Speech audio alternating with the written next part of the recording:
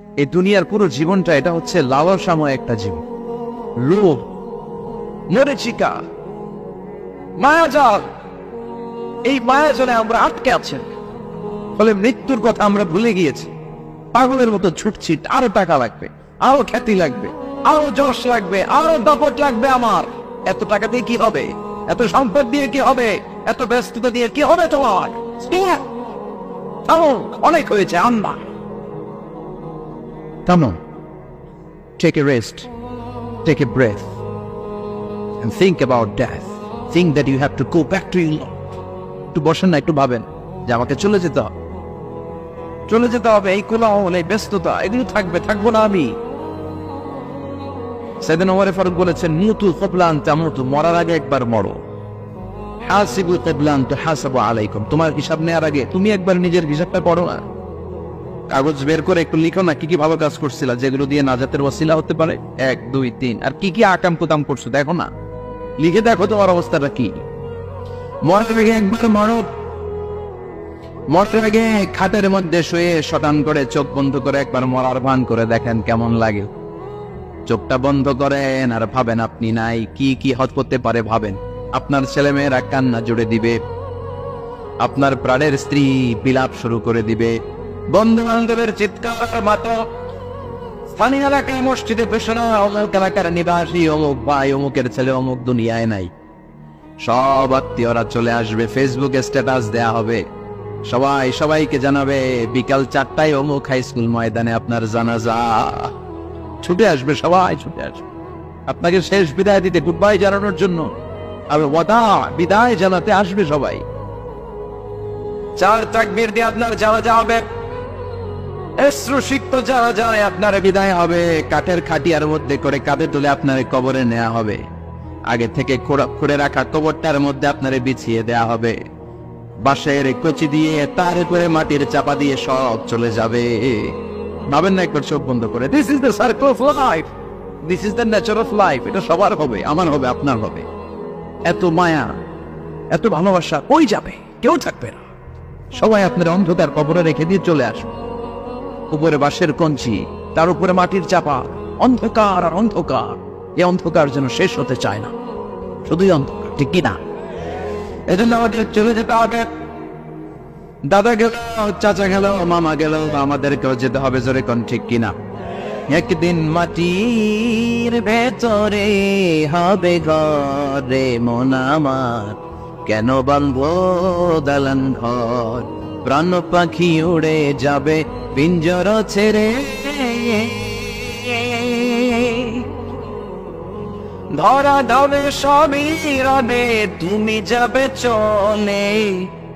বন্ধু বান্ধব যত, মাতা পিতা যারা সুত, সবই হবে তোমার পরে।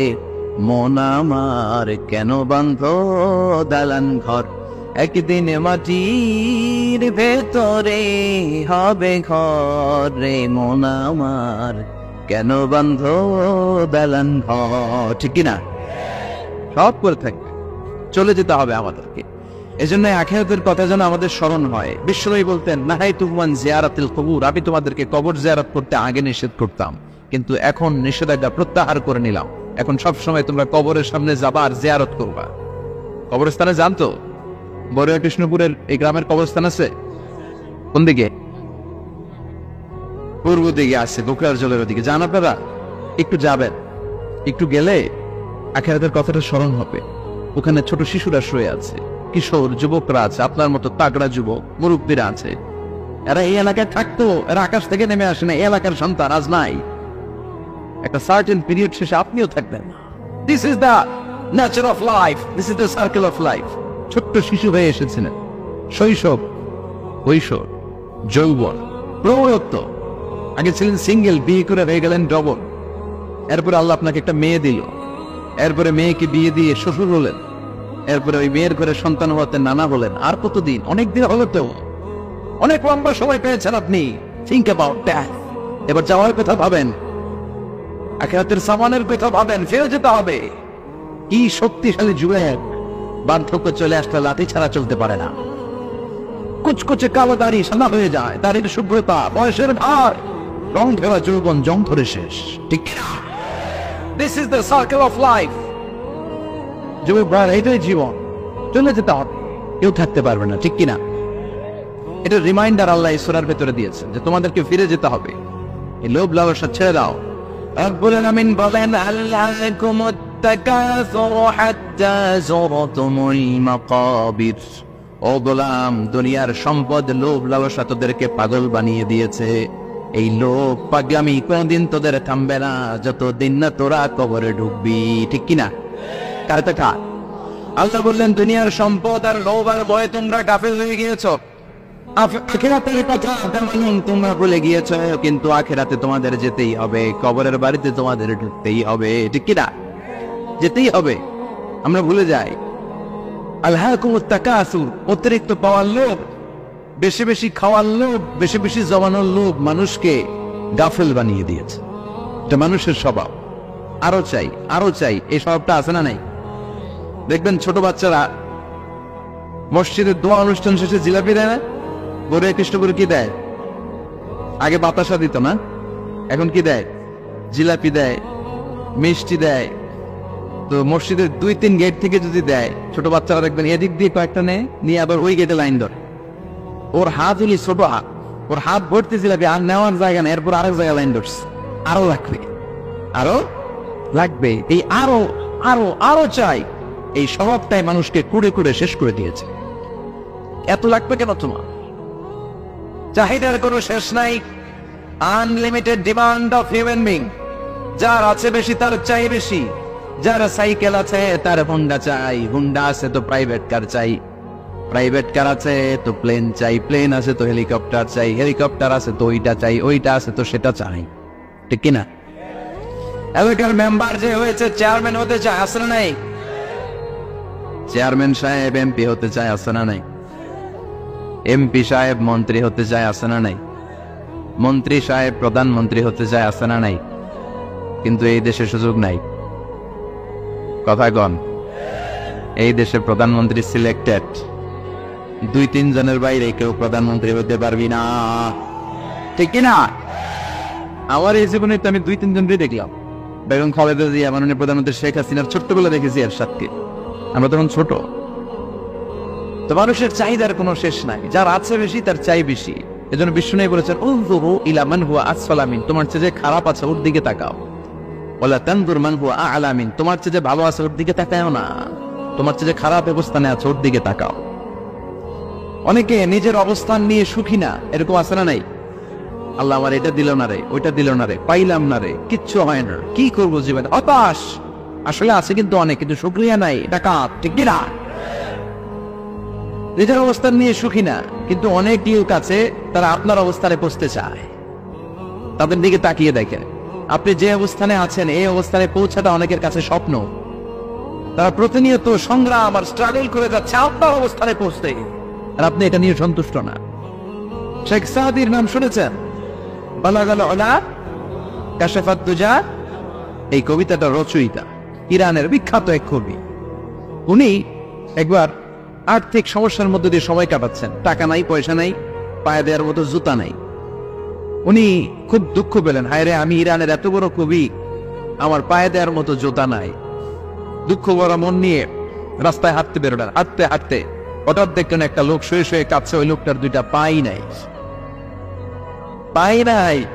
উনি সিজদায় পড়ে গেলেন, আল্লাহর কাছে ক্ষমা চাইলেন, আল্লাহ অনেক দিয়েছ, শুকর আলহামদুলিল্লাহ।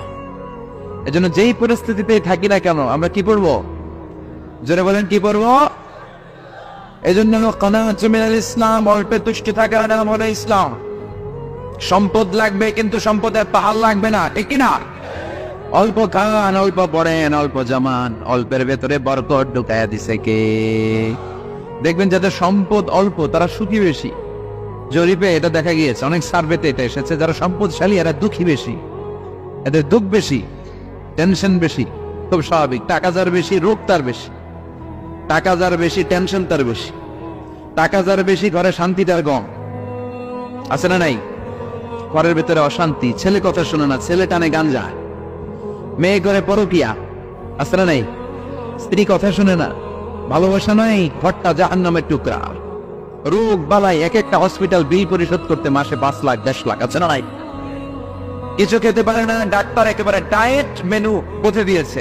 ডায়েট, ভেরি ডায়েট মেনু, এটা এটা এটা এটা কিছুই খাবেন না, শুধু গরু খাবেন না, খাসি খাবেন না, চিংড়ি খাবেন না, খালি ঘাস খাবেন, ইচ্ছে মতো ঘাস খাবেন, মানে ঘাস জাতীয় যত আইটেম আছে সব খাবেন, শাক খাবেন, সবজি খাবেন, সালাদ খাবেন। গরু, চিংড়ি, মুরগি, গোশত, ইলিশ কিছু খেতে পারে না। তাহলে রোগ বেশি, খাওয়ার মজা নাই, ঘরে সাংসারিক শান্তি নাই, খালি ব্যারাম আর ব্যারাম, ঠিক কিনা? কিন্তু সম্পদের পাহাড় পড়েছে। আর অল্প যারা খায়, অল্প পড়ে, রিক্সাওয়ালা, কুলিওয়ালা, অল্প বেতনের চাকরি, কিন্তু হক হালালি মেনে চলে, দেখবেন শান্তি আছে অনেক। হ্যাঁ, বাসা ভাড়া দেয়, ফ্যামিলি চালায়, বাচ্চাদের স্কুল বিল, এরপরও মাস শেষে 1-2 হাজার টাকা হাতে থেকে যায়।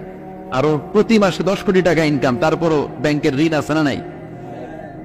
সুখ কারে বলে? কিভাবে আপনি সুখকে ডিফাইন করবে? সুখ তো টাকায় কিনা যায় না, শান্তি টাকা দিয়ে হয় না। শান্তি দেওয়ার মালিক কে? শান্তি আছে অল্প খেয়ে শুকর করার মধ্যে, শান্তি আছে আলহামদুলিল্লাহ মধ্যে, চিল্লায় বলেন ঠিক কিনা? এই জন্য অল্প খাবো, অল্প পড়বো, অল্প জামাবো, অল্পের ভেতরে বরকত দিয়েছে কে?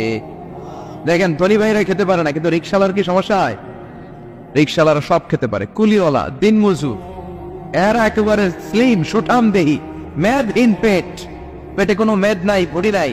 আর কোটিপতিদের মেদ আসা নাই, এত বড় বড় পেট, ঠিক কিনা? আমাদেরও পেট আছে, তবে হালাল পেট, এটা হারাম টাকা দিয়ে এই ভুড়ি বানাই নাই আমরা, ছিলতে বলেন ঠিক কিনা? রিক্সার দামে কুলিওয়ালা নিজেও নামাজ পড়ে, বউ নামাজ পড়ে, বাচ্চাটাও নামাজ পড়ে, রিক্সা চালায় আর জিকির করে। বিসমিল্লাহির রহমানির রহিম।